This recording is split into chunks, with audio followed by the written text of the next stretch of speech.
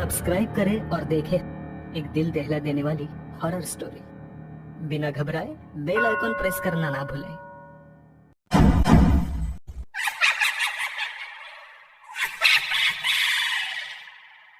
रात के 2 बज रहे थे। एक 30-35 साल की औरत सुनसान रास्ते पर ऑटो का इंतजार कर रही थी। तभी उसी रास्ते पर एक ऑटो आ गया। जैसे ही उस औरत ने हवा में हाथ लहराया, वैसे ही ऑटो ड्राइवर ने ऑटो उसके पास जाकर रोक दी। कहाँ जाना है मैडम? ऑटो ड्राइवर ने उस औरत से पूछा। अवंती नगर। औरत ने उत्तर दिया। ऑटो ड्राइवर ने अपना मोबाइल निकाला और गूगल मैप पर अवंती नगर की तलाश की, क्योंकि वो शहर में नया ही आया था और वो पहले कभी अवंती नगर की ओर नहीं गया था। अवंती नगर वहाँ से 7 किलोमीटर की दूरी पर था। भाड़ा 300 रुपए होगा मैडम, ऑटो ड्राइवर ने औरत से पूछा। क्या 300 रुपए? भैया 300 बहुत ज्यादा है, 200 में छोड़ दो। उस औरत ने ऑटो ड्राइवर से कहा। ऑटो ड्राइवर ने उस औरत को सिर से पैर तक देखा और कुछ देर सोचकर वो बोला, बैठिए, छोड़ देता हूँ। वो औरत ऑटो में बैठ गई और ऑटो अवंती नगर की तरफ निकल पड़ा। ऑटो ने 4-5 किलोमीटर की दूरी तय की थी। जब से वो औरत ऑटो में बैठी थी, तब से ऑटो ड्राइवर उसे आईने में घूरे जा रहा था और गाना गा रहा था। सलाम इश्क मेरी जान जरा कबूल कर लो, तुम हमसे इश्क करने की जरा से भूल कर लो। ऑटो ड्राइवर के इस बर्ताव से वो औरत डर गई। उसने तुरंत किसी को फोन किया और धीरे से बोलने लगी। वैसे ही रिक्शे वाले ने गाना बंद कर दिया और उसकी बातें सुनने की कोशिश करने लगा। हेलो शालिनी, तू आ रही है ना मेरे घर? तुझे पता है ना कि मेरे पति विशाल अमेरिका चले गए हैं और मैं घर पर अकेली हूँ। वो औरत बोली। नहीं यार, मैं नहीं आ सकती, मैंने तुम्हें दोपहर में ही बताया था ना। फोन की दूसरी तरफ से दूसरी औरत बोली। ठीक है, मत आना। ऐसा कहकर उस औरत ने कुछ समय फोन रख दिया।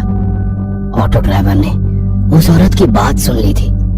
उसने सुन लिया था कि वो औरत आज रात अपने घर पर अकेली है और उसके सहेली ने भी उसके घर आने के लिए मना कर दिया है। ऑटो ड्राइवर अभी भी शीशे से उस औरत को घूर रहा था। इस वजह से वो औरत बहुत ज्यादा डर गई थी। तभी उस औरत ने एक बंगले के सामने ऑटो ड्राइवर को रुकने के लिए कहा। ऑटो ड्राइवर ने देखा कि उस घर पर सिल्वर लीफ लिखा हुआ था।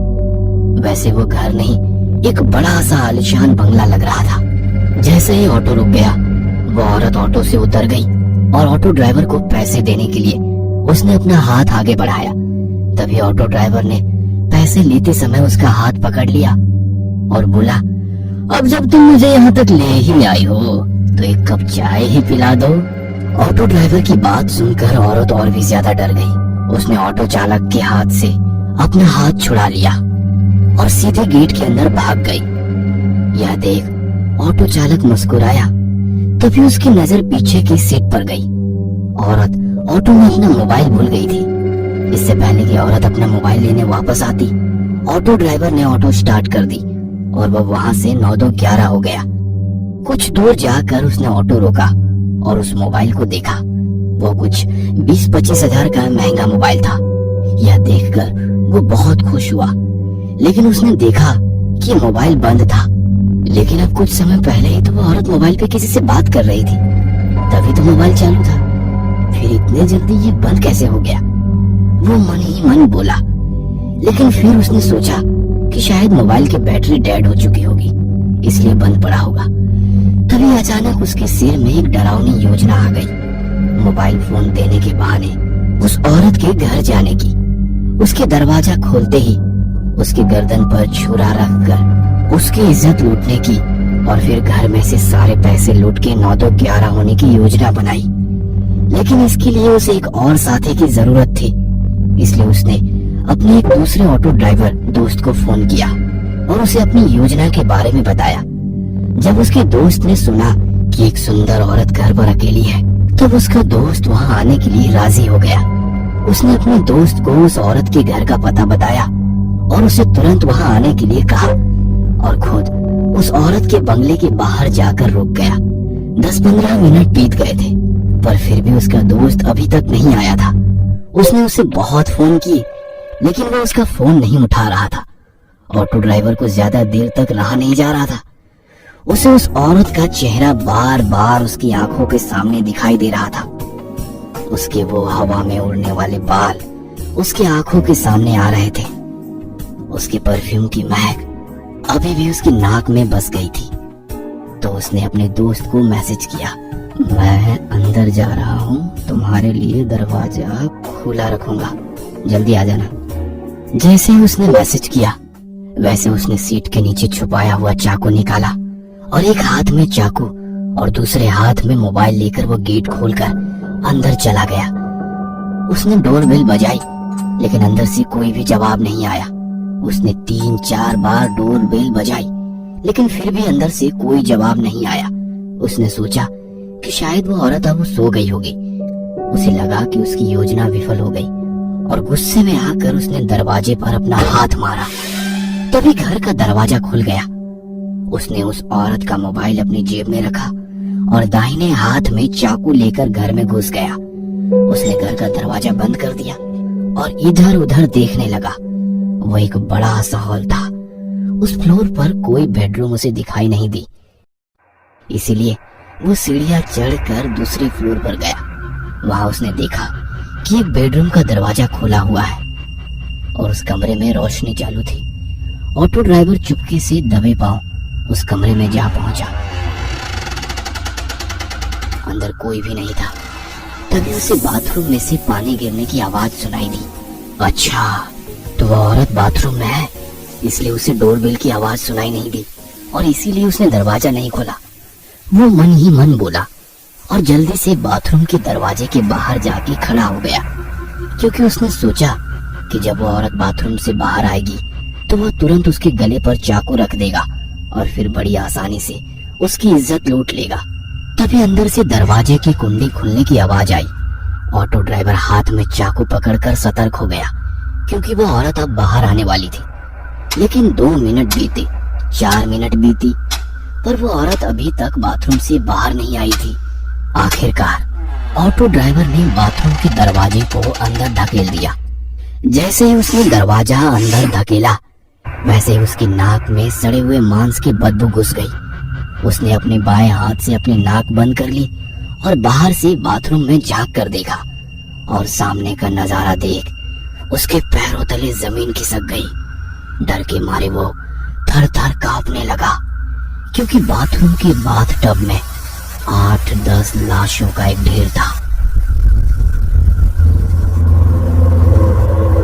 वो डर के मारे पीछे हटने ही वाला था कि तभी उस औरत ने पीछे से आकर ऑटो ड्राइवर की कमर में लात मारी और वो बाथरूम में जा गिरा। ऑटो ड्राइवर बाथरूम में गिरते ही उस औरत ने झट से बाथरूम का दरवाजा बंद कर दिया।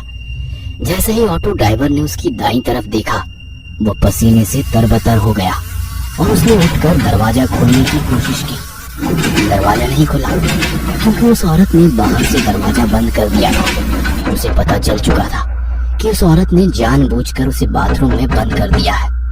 ऑटो ड्राइवर दरवाजा पीट पीट कर जोर जोर से चिल्लाने लगा, मैडम दरवाजा खोलो, मैडम मैं आपके पैर पकड़ता हूँ, मुझे यहाँ से बाहर निकालो, मुझसे गलती हो गई मैडम, मुझे माफ कर दो मैडम। वो भीख मांग रहा था, लेकिन बाथरूम के बाहर से कोई जवाब नहीं आया। बाथरूम के बाहर सन्नाटा फैल गया। आखिरकार दरवाजा पीट पीट कर उसके हाथ दुखने लगे और उसने दरवाजा पीटना बंद कर दिया। उसने उसकी दाईं ओर देखा, वैसे ही उसे बाथ टब में लगा लाशों का ढेर दिखाई दिया।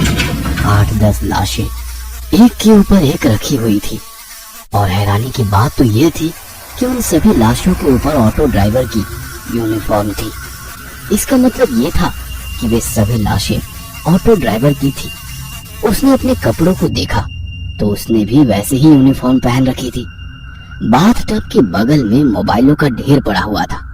ऑटो ड्राइवर ने उसकी जेब से मोबाइल निकाला और वो फिर एक बार चौंक गया, क्योंकि बिल्कुल वैसे ही मोबाइल का ढेर था। वो समझ गया कि उसे धोखे से फंसाया गया है। उस औरत का ऑटो में कहना कि मैं घर पे अकेली हूँ और उसके बाद ऑटो में मोबाइल छोड़ना, ये सब उसकी ही चाल थी और वह बुरी तरह से उसकी जाल में फंस चुका था।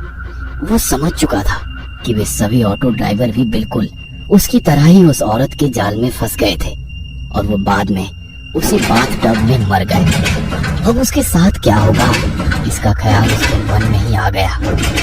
क्या ऑटो ड्राइवर उस भूतिया बंगले से बच निकलेगा? इन सभी सवालों के जवाब जानने के लिए इस कहानी का अगला पार्ट देखना मत भूलना।